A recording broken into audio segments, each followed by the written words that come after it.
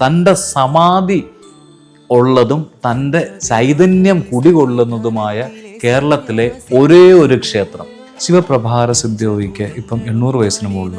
അദ്ദേഹം പറഞ്ഞിട്ടുള്ളത് ശബരിമലയിലെ ഓരോ വൃക്ഷങ്ങളും ഓരോ ഋഷിമാരാണെന്നാണ്.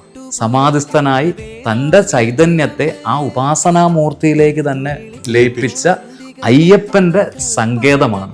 നമ്മൾ കാണുന്ന രൂപം ധർമ്മശാസ്താവിൻ്റെ, ആ ചൈതന്യം ധർമ്മശാസ്താവും ധർമ്മശാസ്താവിൽ കുടികൊള്ളുന്ന അയ്യപ്പൻ്റെയും ചൈതന്യമാണ്. ആ അയ്യപ്പൻ്റെ ചൈതന്യം സമാധിയിൽ നിന്ന് ഉണരുന്നത് ഞാൻ ആദ്യം പറഞ്ഞു മകരസംക്രാന്തി നാളിലാണ്. താരക ബ്രഹ്മമായിട്ടാണ് അദ്ദേഹം സമാധിയിൽ നിന്ന് ഉണരുന്നത്. പക്ഷെ അവിടെ ഒരു നക്ഷത്രമായിട്ടാണ് ഭഗവാൻ ഉണരുന്നത്. 2-ാം ദിവസം വില്ലാളി വീരനായിട്ടാണ്. കൊട്ടാരത്തിലെ രാജാവിൻ്റെ പ്രതിനിധി അവിടെ ചെല്ലുമ്പോൾ മണിമണ്ഡപത്തിൽ വരയ്ക്കുന്ന കോലം പന്തള കുമാരൻ്റെയാണ്, രാജകുമാരനായിട്ടുള്ളത്.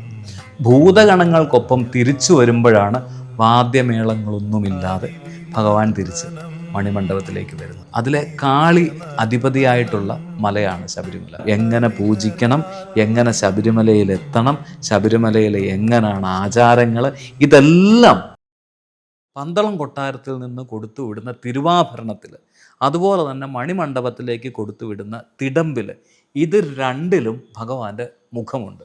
ഈ 2 മുഖവും കൊമ്പം മീശയോടുകൂടിയ മുഖമാണ്. അതിൻ്റെ അർത്ഥം അദ്ദേഹം 16 വയസ്സുള്ള യുവാവെന്നാണ്. അദ്ദേഹം ഒരു പൗരുഷമുള്ള ഒരു യോദ്ധാവോ അല്ലെങ്കിൽ ഗാംഭീര്യമുള്ള ഒരു യോദ്ധാവാണ്. കൊമ്പമീശ സൂചിപ്പിക്കുന്ന അതല്ലേ? അങ്ങനെയുള്ളൊരു യോദ്ധാവായിരുന്നു അയ്യൻ, ആ ആര്യൻ കേരുളൻ.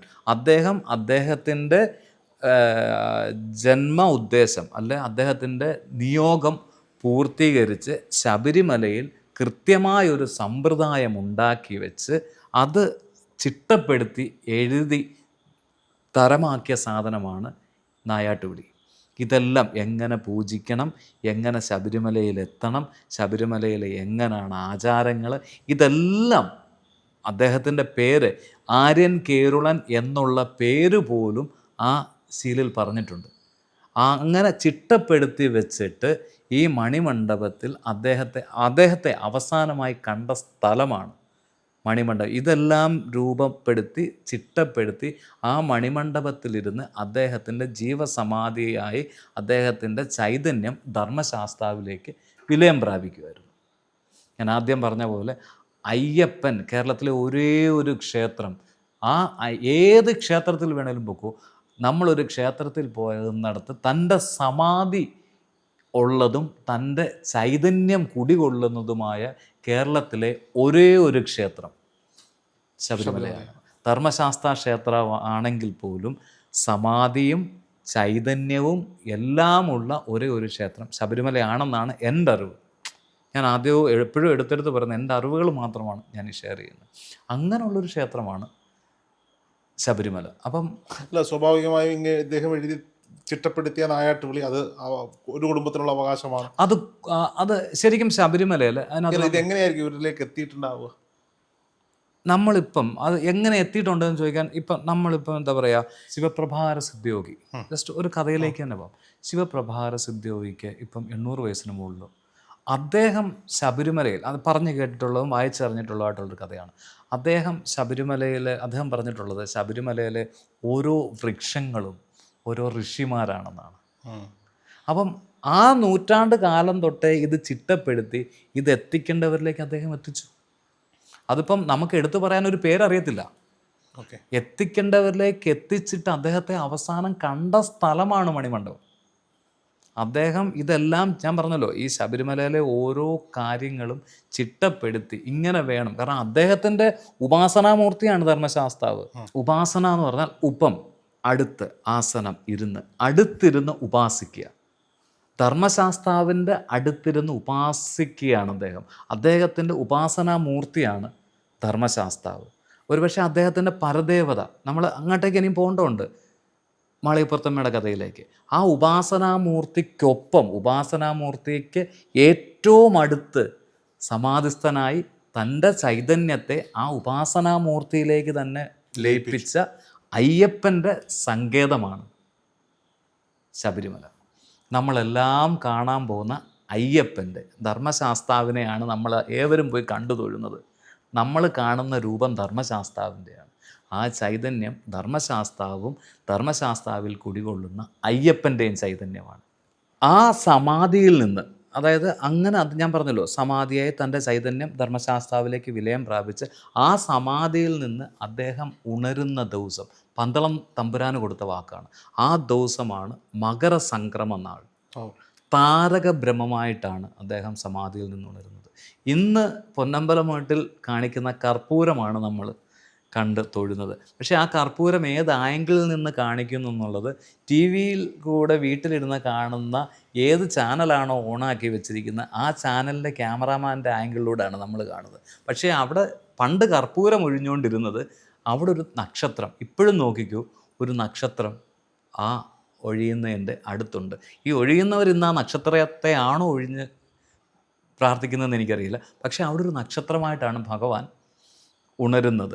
ആ ഉണരുന്ന സമയത്താണ് ദീപാരാധനയ്ക്ക് സന്നിധാനത്തെ ദീപാരാധനയ്ക്ക് ശേഷം മണിമണ്ഡപത്തിൽ കുന്നക്കാട്ട് കുടുംബത്തിൽ ഇന്നത്തെ അവകാശികൾ അതിന് ഭഗവാന്റെ നേത്രോന്മൂലനം ചെയ്ത് ഭഗവാന്റെ കണ്ണ് തുറക്കുന്നത്. ആ സമയത്താണ് ഭഗവാൻ സമാധിയിൽ നിന്ന് ഉണരുന്നത്. പിന്നീട് അങ്ങോട്ട് 5 ദിവസം, ആദ്യം പറയാം, 5 ദിവസം ഉത്സവമാണ്. ആദ്യത്തെ ദിവസം ബാലകനായി ഭഗവാന്റെ കോലം വരച്ച് അവിടുന്ന് ഭഗവാന് ചൈതന്യം തിടമ്പിൽ ആവാഹിച്ച് തിടമ്പ് വന്ന് അവിടുന്ന് ഇറങ്ങുന്നതിന് മുമ്പ് മാളികപ്പുറത്തമ്മ തൻ്റെ അമ്മയെ, ആ കഥയിലേക്ക് വരാം, തൻ്റെ അമ്മയെ വണങ്ങി ശബരിമല 18-ാം പടിക്ക് താഴെ നിലപാട് തറയിൽ നിന്ന്, ഈ നിലപാട് തറ എന്ന് പറയുന്ന വാക്ക് മാമാങ്കം സിനിമയ്ക്കകത്ത് കേട്ട് കാണും. അതെ, ഞാൻ ആ കഥയിലേക്കൊന്നും ഞാൻ പോകുന്നില്ല, മൊത്തത്തിൽ കൺഫ്യൂഷനായിപ്പോൾ.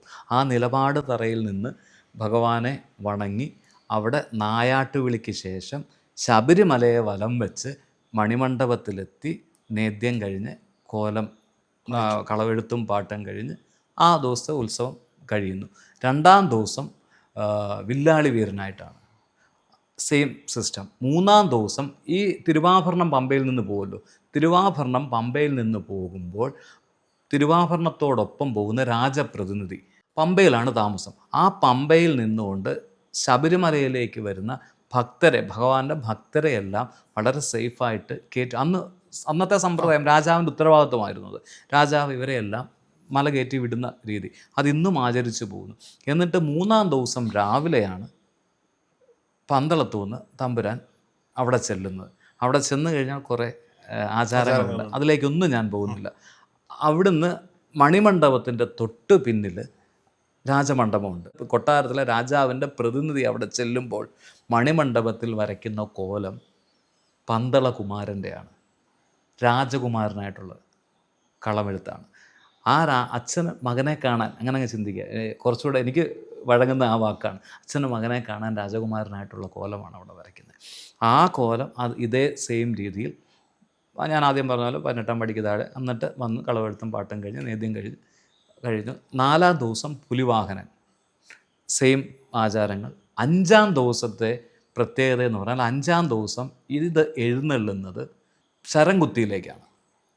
ശരംകുത്തിയിലേക്ക് പോകുമ്പോൾ അവിടെയും മാളികപ്പുറത്തമ്മയെ വണങ്ങി നേരെ ശരംകുത്തിയിൽ പോയി ഭഗവാന്റെ ഉത്സവ സമയത്ത്, ഉത്സവം തുടങ്ങുന്ന സമയത്ത് ഭഗവാന്റെ ഭൂതഗണങ്ങൾ ഈ സങ്കേതത്തിൽ നിന്ന് മാറിക്കൊടുക്കും. മലകളുടെ അതിർത്തിയായ ശരംകുത്തിയിലേക്ക് മാറിക്കൊടുക്കും. അവിടെ ഈ വന്ന ഭക്തരെയെല്ലാം തിരിച്ച് മലയുടെ അതിർത്തിയായ ശരംകുത്തിയിൽ കൊണ്ട് സേഫായി വിട്ട് യാത്രയാക്കിയതിന് ശേഷം ഭൂതഗണങ്ങൾക്കൊപ്പം തിരിച്ചു വരുമ്പോഴാണ് വാദ്യമേളങ്ങളൊന്നുമില്ലാതെ ഭഗവാൻ തിരിച്ച് മണിമണ്ഡപത്തിലേക്ക് വരുന്നത്. അതിനെയാണ് കാമുകിക്ക് കൊടുത്ത വാക്ക് അവിടെ എത്തി കന്നിസ്വാമിമാരെത്തി ശരംകുത്തിയിൽ ശരം കണ്ട് വിഷമത്തോടെ വാദ്യഘോഷങ്ങളൊക്കെ അവിടെ അവസാനിപ്പിച്ച് തിരിച്ച് അയ്യപ്പൻ ശാസ്താവ് മടങ്ങി വരുന്നു എന്ന് പഠിച്ചു വച്ചിരിക്കുക. അതിൻ്റെ കൂടെ ഒന്നുകൂടെ പറയാം, ഇതിന് അവിടെ പങ്കെടുത്തവർക്കെല്ലാം 5-ാം ദിവസം സദ്യ നടത്തും. 5-ാം ദിവസമാണ് സദ്യ നടത്തുന്നത്. അങ്ങനെ 5 ദിവസം ഉത്സവം കഴിഞ്ഞ് 5 ദിവസം ഭഗവാൻ വീണ്ടും 5-ാം ദിവസം ചിന്മുദ്രധാരിയായിട്ടുള്ള യോഗബന്ധ ഭട്ടധാരിയായിട്ടുള്ള കോലമാണ് വരച്ച് ഉത്സവം അവിടെ മകരവിളക്കിൻ്റെ ഉത്സവത്തിന്. 5-ാം ദിവസം ഈ പറയുന്ന ചടങ്ങുകൾ മണിമണ്ഡപത്തിൽ നടക്കുമ്പോൾ പന്തളത്തൂന്ന് കൊടുത്തു വിടുന്ന കളഭമുണ്ട്. അത് ഈ പറയുന്ന 41 ദിവസത്തെ, അല്ല പണ്ടത്തെ കാര്യം ചിന്തിച്ചാൽ മകരം 1 തൊട്ടുള്ള നടന്നിട്ടുള്ള ഉത്സവങ്ങൾ പലരും, മാണിക്കുത്സവമെന്ന് ഞാൻ പറഞ്ഞു, പലരും വന്നു തൊഴുത് പല പല കാര്യങ്ങളും അതിൻ്റെ എല്ലാം ഭഗവാനിൽ അഭിഷേകം ചെയ്തതിൻ്റെ എല്ലാം ഇതെല്ലാം മാറി ഭഗവാനെ ശുദ്ധമായ കളഭം പന്തളത്തൂന്ന് കൊടുത്തു വിടുന്നത് അഭിഷേകം ചെയ്ത്, അന്ന് അത് മാത്രമേ ഉള്ളൂ, അഭിഷേകം ചെയ്ത് ഭഗവാനെ അവിടെ കളഭത്തിലാണ് ഇരുത്തുന്നത്. അത് കഴിഞ്ഞിട്ട് 6-ാം ദിവസം അവിടെ സംഭവിച്ചിട്ടുള്ള, ഞാൻ പറഞ്ഞല്ലോ പലരും വന്നു പോയി അവിടെ സംഭവിച്ചിട്ടുള്ള ഏതെങ്കിലും തരത്തിലുള്ള ലോപങ്ങൾക്ക് ആ മലകളുടെ എല്ലാം അധിപതിയായ ഭദ്രകാളിക്ക് ഗുരുതി നടത്തുന്നു. ഈ ഗുരുതി നടത്തുന്നത് കുന്നക്കാട്ട്. അത് ഞാൻ പറയാം, 2 കാര്യങ്ങൾ. ഒന്ന്, മണിമണ്ഡപത്തിലെ ചടങ്ങ് നടത്താനും ഈ ഗുരുതി നടത്താനും എഴുന്നള്ളത്തും എല്ലാം നടത്തുന്നത് കുന്നക്കാട്ട് കുടുംബക്കാരും, നായാട്ടുവിളി നടത്തുന്നത് പുന്നമൂട്ടി കുടുംബക്കാരും. ശരിക്കും ഈ 2 കുടുംബക്കാർക്കാണ് ശബരിമല ക്ഷേത്രം ആചാരം. പിന്നെ വന്നത് തന്ത്രിയൊക്കെയാണ്, അത് ധർമ്മശാസ്ത്ര ക്ഷേത്രത്തിലെ താന്ത്രിക വിധിക്കാണ്. നമ്മൾ അതിലേക്ക് പോകുന്നില്ല. ഈ മണിമണ്ഡപത്തിലെ ആചാരങ്ങളാണ്. ഈ 2 ആചാരങ്ങളുമായി ബന്ധപ്പെട്ട് 2 കുടുംബക്കാർക്ക്, പുന്നമൂട്ട് കുടുംബക്കാർക്കും കുന്നക്കാട്ട് കുടുംബക്കാർക്കുമാണ് ഇപ്പോൾ അതിൻ്റെ അവകാശമുള്ളത്. അങ്ങനെ 6-ാം ദിവസം അവിടെ നടന്നിട്ടുള്ള ലോപങ്ങൾ, ഏതെങ്കിലും തരത്തിൽ സംഭവിച്ചിട്ടുള്ള ലോപങ്ങളെല്ലാം മാറ്റാനായിട്ട് ഗുരുതി നടത്തി. എന്ത് ഗുരുതിയാണ് നടത്തുന്നത്? എന്ത് ഗുരുതിയാണെന്ന് ചോദിച്ചാൽ, ഞാൻ കണ്ടിട്ടുള്ളത്, അല്ല ഞാൻ ഇപ്പം അവിടെ ഇരുന്ന് ഈ ഞാൻ ഒരു 3-4 തവണ, എനിക്ക് 3-4 തവണ ഞാൻ ഗുരുതി കാണാൻ പോയിട്ടുണ്ട്.